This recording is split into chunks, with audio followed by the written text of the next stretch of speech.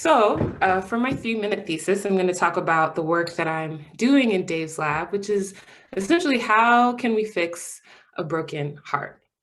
So for those who don't know, heart disease is the leading cause of death in the United States, and that can range from diseases that include heart attack, from stroke, as well as arrhythmia, which is what our lab focuses on. And arrhythmia is essentially when your heart beats irregularly and has an abnormal heart rhythm.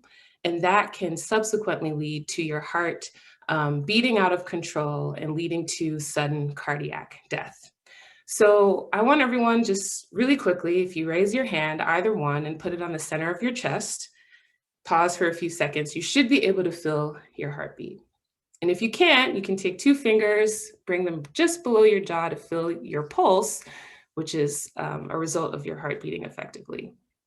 And so have you ever wondered what exactly is responsible for making your heart beat in the rhythm that it does?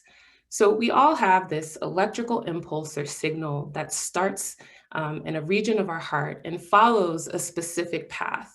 And as that signal travels throughout the heart, it causes it to contract and relax and pump blood to the rest of our body and oxygen and nutrients and things that we need to function. And so when that path of that electrical activity in the heart is disrupted, that can then cause your heart to beat abnormally or to contract and relax in an abnormal way. And that leads to disease, or specifically, an example of this would be arrhythmia, this abnormal rhythm. And so here I'm showing you at the top part of this slide an example of a healthy heart rhythm, which can be monitored through an instrument called an electrocardiogram or an ECG. And below, I'm showing you an example of arrhythmia, where this rhythm has now been disrupted. So one of the questions that I'm asking as a PhD candidate in Dave's lab is, can we design tools or use a specific therapy that can restore a healthy heart function in the context of disease? So we're specifically looking at a type of arrhythmia in which you would see an example of this type of abnormal rhythm.